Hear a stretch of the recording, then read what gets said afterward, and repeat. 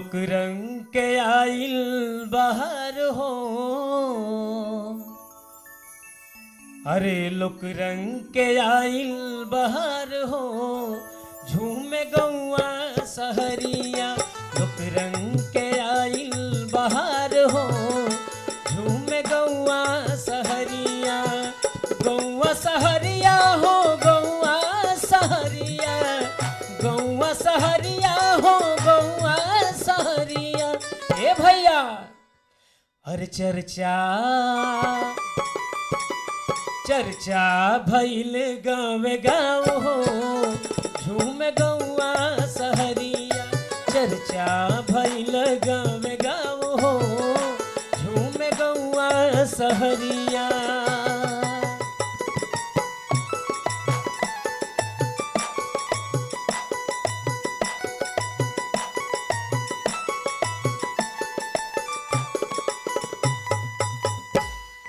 बिल्कुल सही बात बा संतोष जी। देखा हर जगह सगरों गांव गली मोहल्ला एकदम चर्चा हो गईल बा, हमार लोक रंग का हल्ला मच गईल बा, हल्फा मच गईल बा। और देखा हमार दर्शक लोगन टीवी पे एकदम टकटकी लगाए के कार्यक्रम देखे बदे बैठ गए बाड़न, बिल्कुल चाय पकौड़ी लेके। और का हो तबे ना देखा हर शनिवार और रविवार शाम 7:30 बजे दूरदर्शन पर भीड़ लग जाला, है ना? बिल्कुल। और देखा ये पहली बार हो रहल बा कि अवधी, भोजपुरी, बुंदेली और ब्रज चारों भाषा का संगम लगल बा। जैसे महाकुंभ में एकदम जाम लगल रहा, वैसे ही दूरदर्शन पर जाम लग गईल बा हो। सही सही सही कहलू। और काहे ना लगी। हमारे कार्यक्रम का 90 हो गए लोक रंग सुरों के संग। और इस जबरदस्त प्रोग्राम के आज का अंक लेके हाजिर बाणी हम सीमा शाही और हम बानी आपके होस्ट और दोस्त संतोष राय। तो स्वीकार करी हमनी का नमस्कार, सत श्री अकाल, आदाब, जय राम जी की। तो दर्शक लोगन आप लोग देख रहल बाड़न कि हमार जौन गवैया हैं उन लोग काल्हे से ही जमल बाड़न, डेरा डंडा डाल के बैठ गल बाड़न। देखा एकदम नहाए धोए के एकदम चमकत हवन हो। कहो केहू लाल, केहू पियर, केहू हरियर, एकदम बढ़िया बढ़िया ड्रेस में बहुत जबरदस्त लगत हुआ लोग। और का लगता है इन लोग इधर नहाए धोए हमारी नारा का पानी कुल खत्म कर देन। ले तुम्हारी नारा सुखाई गल। सुखाई गल है, महीने से सुखाई इनारा। तो हो गजब गजब बात करे भाई। दर्शकों लोग कही है कि गजब सीमा जी है। कोनो बात नहीं, चला कार्यक्रम के आगे बढ़ावल जाए और तरन आपन गवैया और बजवैन का स्वागत कर लिया जाए हो। बिल्कुल बिल्कुल बिल्कुल। तो एक बार जोरदार तालियों से स्वागत करी हमारे कुल गवैयन का। और भैया जोरदार थपड़ी बजा के स्वागत कर दी हमारे सुंदर सुंदर बजवैया लोग के। तो देखा संतोष जी कुल जने बहुत चमकत है, हमार गवैयन हमार बजवैयन और तू बहुत चमकत है। आज हम देखा था ही। और चलो कार्यक्रम के आगे बढ़ावल जाए तो हम यह कहब कि अपन दर्शक लोगन से कि देखा हमार कार्यक्रम में केहू जज नहीं खे, तो आप लोगन के हाथे में हमार कार्यक्रम के जो गवैया लोग हैं इनका लोग का फैसला बा। काहे से कि इन लोग जितना बढ़िया गावत रहें, इन लोग जितना बढ़िया बजावत हैं, आप ही लोग एक जज करबा भैया। तो आपन आपन जिम्मेदारी संभाल ले जा और हम तो भैया इन लोग के गवाए देव, तू लोग सुन ले जाए। अच्छा अच्छा अपन प्यार दिला दे जाए का संतोष जी? हाँ, जे में बढ़िया बढ़िया गाई ओकरा के तो नहीं अपन आशीर्वाद जो है तवन फॉलो करके दे दे बढ़िया से। काहे से कि दोबारा ये मंच पे बुलावे के जो है तो हमन मौका देहल जाई। और दूरदर्शन बढ़िया बढ़िया गिफ्टो रखले बा, लेकिन वो सब चीज़ देखावे वाली नहीं होले। आजकल जनता है छापा उपा पड़ेला हो तो ये लिए बतावल नहीं जी। लेकिन अगर बढ़िया लोग गई हैं, दर्शक का भरपूर प्यार मिली तो दूरदर्शन ये लोग के माला माल करी एकदम बढ़िया गिफ्ट दे की। और का देखा सस्पेंस मत खोला, चलो कार्यक्रम के आगे बढ़ावल जाए। बिल्कुल। और सबसे पहले हम बुलावे चाहतानी आजमगढ़ से कृतिका सिंह जी के, वहीं मंच पर और अपन प्रस्तुति देंगी। आव आव आव तू तो एकदम आज एकदम का बताई, मतलब कोनो बर्डन नहीं के, बहुत सुंदर लगत तारू। धन्यवाद। हाँ, आ वैसे ने सुंदर तनी गीत रखा हमनी के जो न तो आज कार्यक्रम में एकदम जान आ जाओ हैं। आज जो 3 जानी बैठल हो ना, ये लोग के तनी एकदम दबा दिया। दबा मतलब जो ना ऐसे फैटा फैटी ना ही गाना बजाना से, ठीक? बिल्कुल हमनी के बैठी जा। ठीक बात। तो दर्शक लोग इंतजार करता, तू गाना गावा। हमसे बलम की ऐसी बिगड़ी मुरी कतरी सुपारी न खाए। हमसे बलम की ऐसी बिगड़ी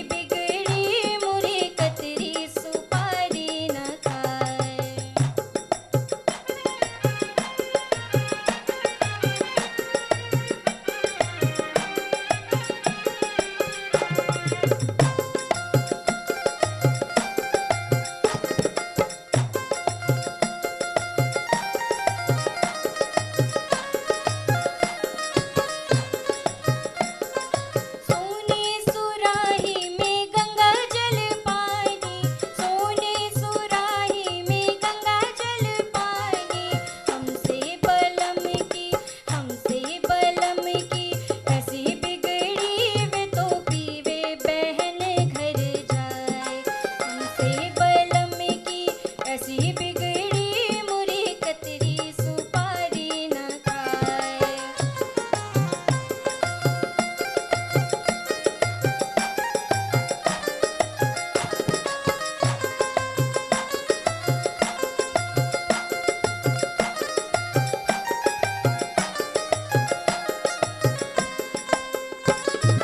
लौंगा इलायची के बीड़ा लगाए, लौंगा इलायची के बीड़ा लगाए। हमसे बलम की ऐसी बिगड़ी वे तो जामन भो जाए घर जाए। हमसे बलम की ऐसी बिगड़ी मुरी कतरी सुपारी न खाए।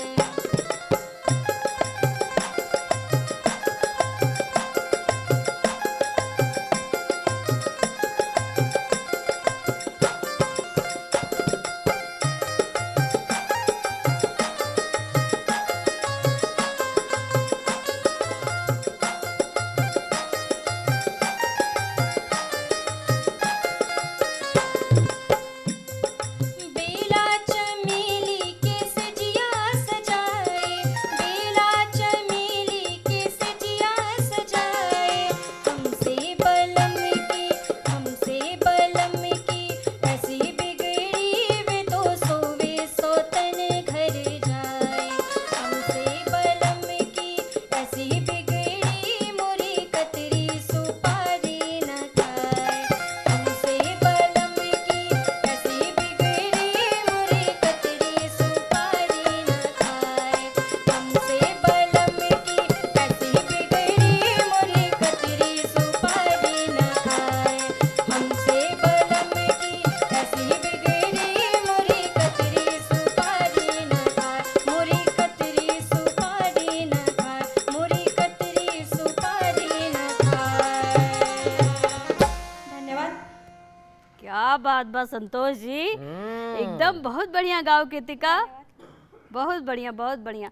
ऐसा गाना देखा हमके तो सुने के बड़ा मजा आवत है कि कैसी बिगड़ी का रहल। हमसे बलम की ऐसी बिगड़ी मुरी कतरी सुपारी न खाए। आहा, तो पान का बीड़ा लगैलो कि ना? नहीं, नानी लगाती थी। नानी लगाती थी। अच्छा, तो बहुत बढ़िया, एकदम बहुत बढ़िया गौलू, मजा आ गई।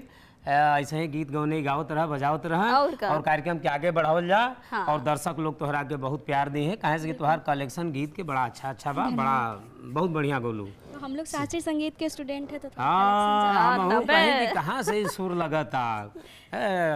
कहाँ शास्त्रीय संगीत पढ़े लू? भातखंडे संस्कृति विश्वविद्यालय। ओ देख लो, तबे छुपा तो। रुस्तम निकल ली। हाँ। हमन आजमगढ़ तब से करत है जा वैसे आजमगढ़ में भी एक बहुत बड़ा संगीत घराना एक गांव है, हरिहरपुर हुआ करता है। वहाँ अच्छा, पे हाँ, बच्चा हरिहरपुर बच्चा तो भी बड़ा गाता है। फेमस जगह हो।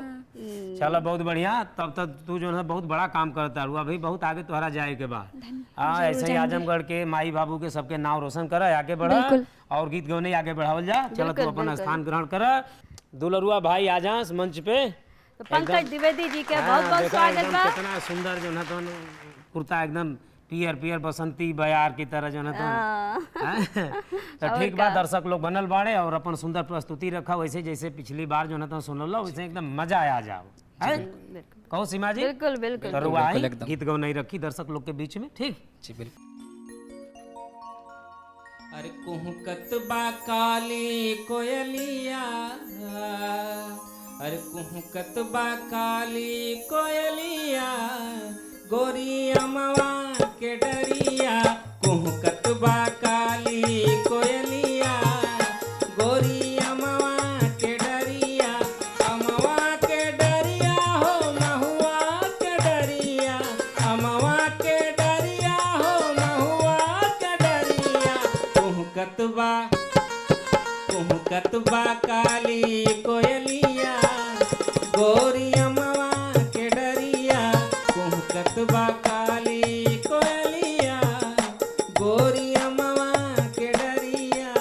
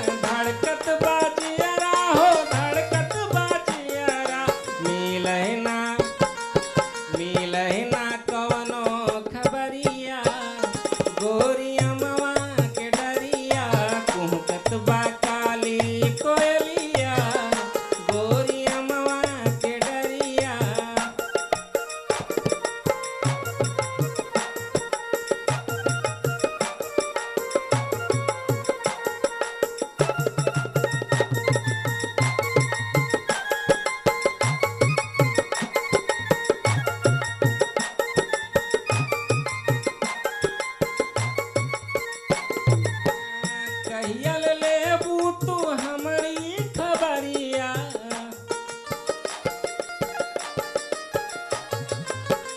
कहिया ले लेबू तू हमरा खबरिया हो कहिया ले लेबू तू हमारी खबरिया रहिया रहिया जो हतबा नजरिया गोरिया मवा के डरिया कहूँ कतबा काली कोयलिया गोरिया मवा की डरिया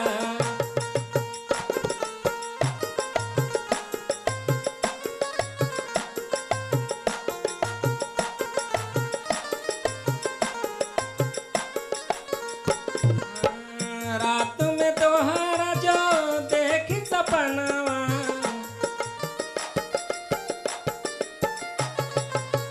रतिया में तोहर जो देखी सपनवा हो देखी सपनवा अखिया अखिया नयावे निंदनिया गोरिया मवा के डरिया कहूँ कतबा काली कोयलिया गोरिया मवा के डरिया कहूँ कतबा काली कोयलिया गोरिया मवा के डरिया कहूँ कतबा काली कोयलिया गोरिया मवा के डरिया कहूँ कतबा काली कोयलिया गोरिया मवा के डरिया अरे कुहू कतबा काली कोयलिया। अरे बहुत बढ़िया, मजा आ गई, मजा आ गई। सीमा तो एकदम झूमत रही है और बिना मौसम के नाचत रही हैं। ऐसे ही दर्शक लोग जो न प्यार दुलार बनौले रही और हमनी के कार्यक्रम के जो न एकदम चार चाँद जो न धले ऐसा ऐसा बढ़िया बढ़िया भाई हमार आ बहन हमार गीत गौने गाओ खातिर अगर मंच पे ही हैं तो जान लगी लोक रंग सुरों के संग के सामने केहू टिकी नाई न कोई दिखाई। अब वहीं भी केहू ना टिका बा। हाँ। हम तो कहब भैया ये बताओ भौजी बदे कबो ई गानवा गाए है कि नहीं? नहीं आपका देख के गाना हमारे निकला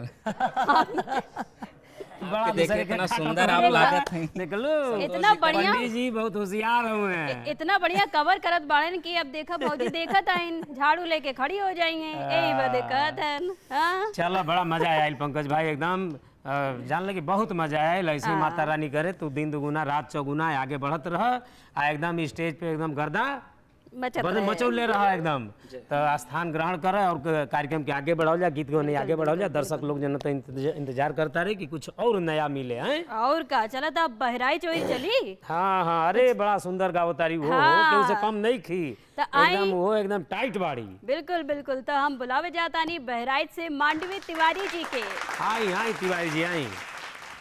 अब मांडवी जी देखा इतना बढ़िया गवलिन कि इतना बढ़िया इनकर आवाज बाटे कि हम तो एकदम चकरा गईली हो। हाँ बहुत सुंदर आवाज बा बहुत बढ़िया गावताड़ी और बहुत बढ़िया बढ़िया कलेक्शन बा उतने सुंदर देखा इतना बढ़िया ड्रेस हो। अमन के स्टेजे पे एक और बात था कि अमन के कार्यक्रम में जे आवता ऐसा ऐसा ड्रेस पहनता है कि दर्शक लोग कहे हैं कि काहे दूरदर्शन वाले पैसा देते हुए कि कैसे जो इतना बढ़िया बढ़िया ड्रेस कहाँ राजस्थान से मंगल लो का बहराइच से। अरे बहराइचों में इतना बढ़िया ड्रेस हो और का बिल्कुल सीमो के कोई व्यवस्था करा दी है।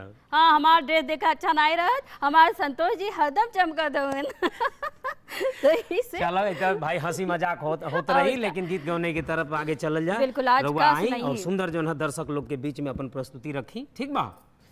आओ सीमा जी बैठल जा। हमरे गौवा नीम के छौवा हो हमरे गौवा नीम के छौवा काका के चौपाल हो बैठे हैं रमजानी भैया बैठे माहू लाल हो बैठे हैं रमजानी भैया बैठे माहू लाल हो हमरे गौवा नीम के छौवा हो हमरे गौवा नीम के छौवा काका के चौपाल हो बैठे हैं रमजानी भैया बैठे माहू लाल हो बैठे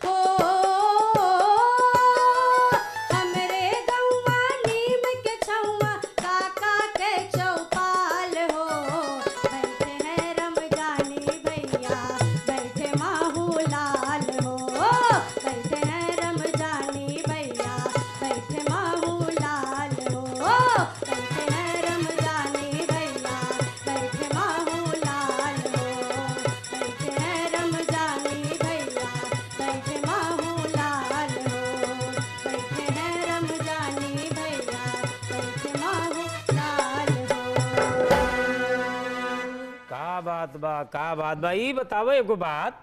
हम तब से सोचत रही हैं जौन हम सोचत रही तू सोचत रह का ई रमजानी भैया महूलाल का कहानी हो? सब बैठते हैं। अच्छा हाँ वो नीम के छांव के नीचे गांव की पंचायत करते हैं है ना? अच्छा पंचायती। वह हम कहीं कि दोनों दुजानी का नाम लेते हो कोनो रिश्तेदार हुआ का? गांव में बूढ़ बुजुर्ग बैठल हैं बूढ़ा बुजुर्ग नहीं लइको फैका भी जो ना कि गर्मी उर्मी का दिन आवला तो छाँव में नीम के छाँव में आदमी बैठेला मजा लेला। गांव को वो है ना जो ना तो शहर शहरात हो। बड़ा सुंदर गीत गौनई गौलू गांव के बात कहलू पूरा गीत में इतना सुंदर जो वर्णन कैलू मजा आ गई मजा आ गई। और सीमा जी का कहबू? हम तो ये कहब कि कैसन तोहार गांव कैसन बा? हमार गांव भी बहुत अच्छा है और जो है मायका मेरा बलरामपुर है वो भी गांव है और बहराइच मेरा ज़िला है मिहीपुरवा वो भी गांव है। दोनों मेरे गांव हैं, दोनों मुझे बहुत प्यारे हैं। मायका ससुराल और जो भी पूरे लोग देखेंगे अपनी बहन बेटी को उन सभी का सहयोग चाहिए कि इस कार्यक्रम को आप सभी लोग ज़रूर से ज़रूर देखिए। बिल्कुल देखत होई लोग टीवी पे बैठल होई लोग तोहरा के अब पहचान के मोहताज थोड़ी नहीं रहबू पूरा देश देखता।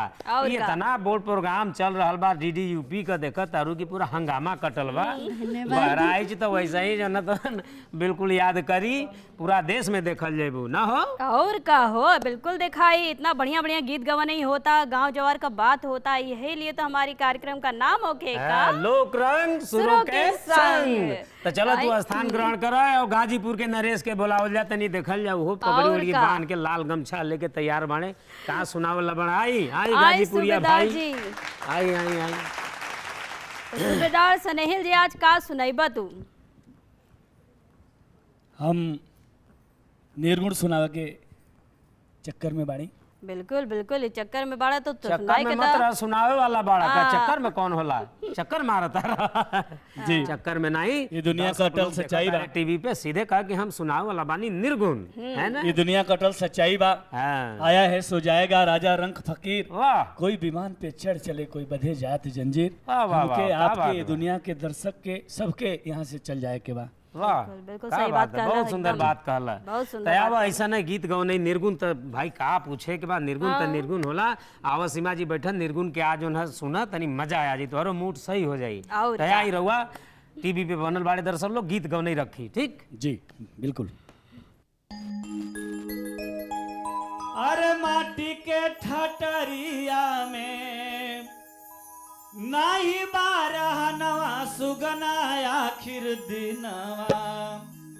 अरे सुगना आखिर दिनवा छोड़ के जइबा कौनी ओर सुगना आखिर दिनवा छोड़ के जइबा कौनी ओर सुगना आखिर दिनवा।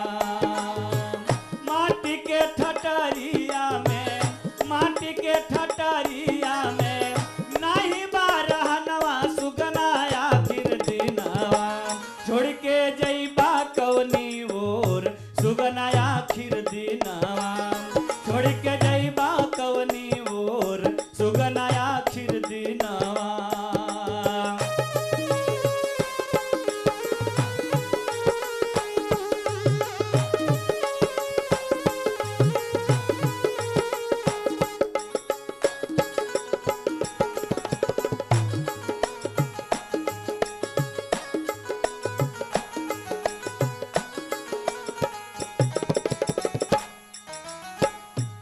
बहु से चेत कराए ही नरतनावा।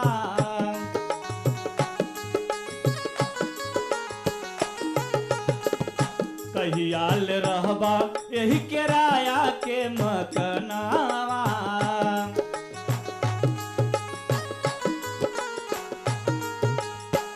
का देबा जवाब सच्चे का देबा जवाब सच्चे साहब के समनवा सुगना आखिर दिनवा। अरे सुगना आखिर दिनवा छोड़ के जइबा कवनी ओर सुगना आखिर दिनवा छोड़ के जइबा कवनी ओर सुगना आखिर दिनवा।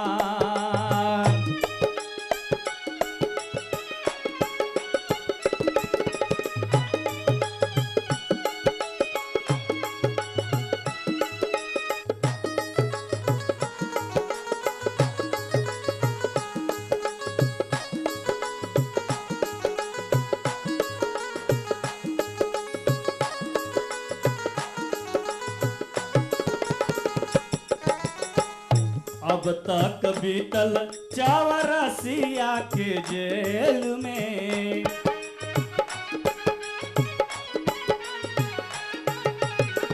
मानुष तनवा के ना बितावा खेल खेल में।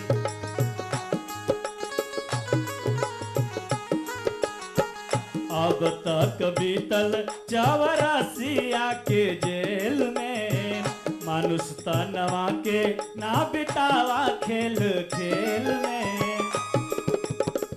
केतना बितैबा जीवन, केतना बितैबा जीवन, कठिन परनवा सुगना आखिर दिनवा।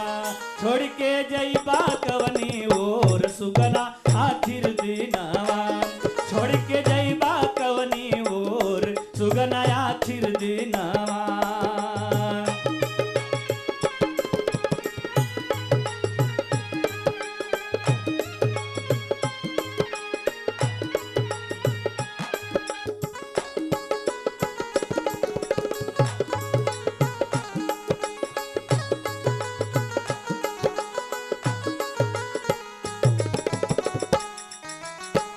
सतगुरु स्वामी जी के जाय के सरनिया।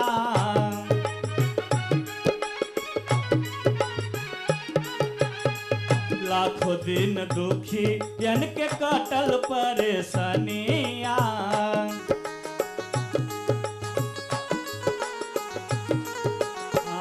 सतगुरु स्वामी जी के जाय के सरनिया। लाखों दिन दुखी यन के काटल परेशानिया। स्नेही सेवधानी बनरसी, स्नेही सेवधानी बनरसी, मानिला कहनवा सुगना आखिर दिनवा। अरे सुगना आखिर दिनवा। छोड़ के जइबा कवनी ओर सुगना आखिर दिनवा।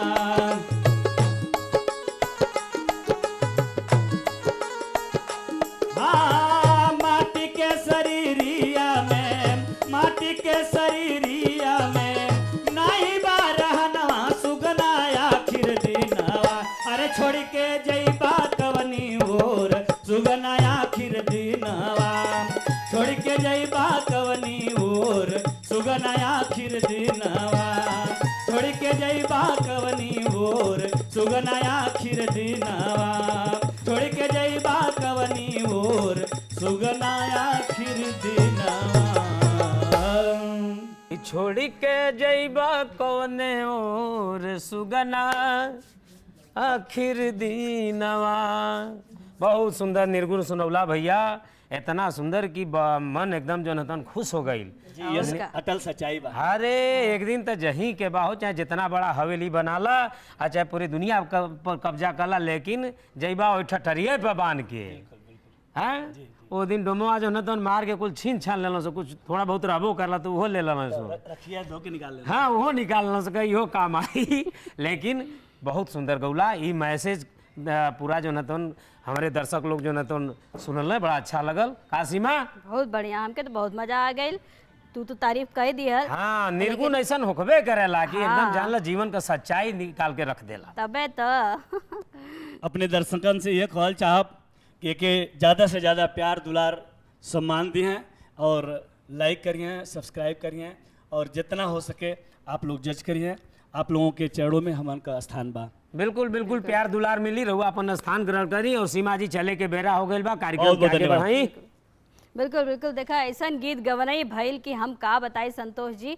कार्यक्रम के खत्म करेगा तो मना नहीं करत, लेकिन का कहल जाए, समय की सीमा में बंधल हो और का फिर जो न नेहू लोग के काले परसों से जमल बाड़े बेचारे, जो न नेहू लोग के घर परिवार वाला मेहर लड़का ढूंढत हुई हैं। और का नेहू लोग देखा के जाए के बाद और क्या घरे से जाए के बटबे किया। तो यही के साथ है देखा आज तो भइल, लेकिन बिहान फिर ही धमाल होई। लेकिन यही के साथ है हमनी के देही इजाज़त।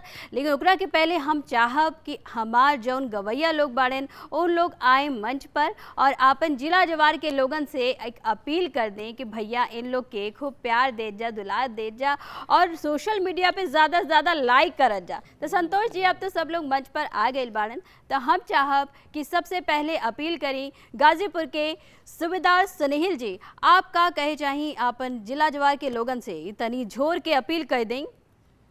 हम अपने गाजीपुर भोजपुरी माटी से ये निवेदन करत बाटी कि जवन डीडी यूपी से जवन ई प्रोग्राम आवत बा, आप लोग देखत बाड़ी कि इतना प्यार दी, इतना प्यार दी, इतना दुलार दें कि पूरी दुनिया का नंबर 1 ये प्रोग्राम साबित हो जाए। सब ज़्यादा से ज़्यादा लोग लाइक करिए, सब्सक्राइब करिए। बिल्कुल बिल्कुल। और बहराइच से मांडवी तिवारी जी, आप क्या कहे चाहिए? मैं मांडवी तिवारी बहराइच से, मैं सभी से यही कहना चाहती हूँ, बलरामपुर ज़िला, बहराइच ज़िला जितने भी लोग हैं सभी लोगों से मैं ये कहना चाहती हूँ कि आप सभी लोग मेरा प्रोग्राम ज़रूर से ज़रूर देखिए, सब्सक्राइब और लाइक ज़रूर करिए। बिल्कुल। और ये हमरा बगल में खड़ा बाड़े पंकज द्विवेदी जी, हम चाहब कि रहुओ जो ना अयोध्या के लोग से तनी अपील करी कि रउआ के आशीर्वाद प्यार मिले, का कहल चाहब, बोले। नमस्कार, प्रणाम, हर हर महादेव। हम पंकज द्विवेदी, हम समस्त पूरे अवधवासियों से निवेदन करत हई कि आज पहली बार डीडी यूपी पे अवधि का स्थान मिला है, तो आपन दम लगा दी हैं और खूब यह शो का इतना देखी हैं, लाइक शेयर सब्सक्राइब करी हैं कि अवधि का स्थान ऐसे बरकरार रहे, ताकि अवधि का झंडा पूरे देश मनाए, विश्व में लहरात रहे। जय अवधि, जय अवध, जय दूरदर्शन। और माइक बगल में दे दी हमरे साथ है जो ना तो खड़ा बाड़ी आजमगढ़ से कृतिका जी, हम चाहब कि आजमगढ़ के लोग से आशीर्वाद ले लो, और का कहल चाहबू तनी हम दर्शक सभी लोग से जिला बोलो। वासियों को प्रणाम करते हैं और हम आपसे यही निवेदन करेंगे कि आप हमारा प्रोग्राम देखें, हमें ढेर सारा प्यार दें, आशीर्वाद दें और इस चैनल को अधिक से अधिक देखें, शेयर करें। इस चैनल की सोशल मीडिया वेबसाइट भी है, फेसबुक वगैरह, उस पर भी अपना प्यार ऐसे ही बनाए रहें। धन्यवाद। बिल्कुल बिल्कुल। देखो खूब प्यार दे जा, दुलार दे जा और इनके लोग के सपोर्ट करत जा, लाइक करत जा हो खूब झोर के। तो भैया एक के साथ ही हमने के विदा लेवे के समय हो गया बा, लेकिन ओकरा के पहले हम आप लोग के बता दी कि आप लोग भी ई कार्यक्रम में भाग ले सकीला। वो कैसे? देखा स्क्रीन पर चल रहा कॉन्टैक्ट नंबर पर फटाफट संपर्क करी या फिर हमें ईमेल कर दी और आ जाई ई दूरदर्शन के मंच पर। काहे से कि दूरदर्शन दे रहल बा मौका हर फोक गायकन के यहाँ गावे का। तो यही के साथ ही हमने का चले समय हो गल बा संतोष जी। हाँ, लेकिन चले से पहले वह बतिया हम कहब हो तनी चलत चलत हैं। अरे डीडी यूपी पे भैया लोग रंग आवेला, खेत खरिहानी के बतिया बतावेला। डीडी यूपी पे भैया लोग रंग आवेला, खेत खरिहानी के बतिया बतावेला। कैसे? चर्चा चर्चा भइल गावे गाँव हो, झूमे गौआ नगरिया। चर्चा भइल गावे गाँव हो, झूमे गौआ नगरिया। चर्चा भइल गावे गाँव हो, झूमे गौआ नगरिया। चर्चा भइल गावे गाँव हो, झूमे गौआ नगरिया। हाँ भैया, तो चर्चा तो बहुत हो गइल बा, हल्ला हो गइल बा, एकदम हल्फा तो मचे गइल बा। तो यही के साथ ही देखत रही दूरदर्शन, काहे से कि यही मिलेला ज्ञान, मनोरंजन और शिक्षा का भंडार। काहे से कि ई ह लोक रंग सुरों के संग। तो यही के साथ ही हमने के देही इजाजत, अगले एपिसोड में हुई फिर से मुलाकात। तब तक के लिए नमस्कार, शुभ रात्रि।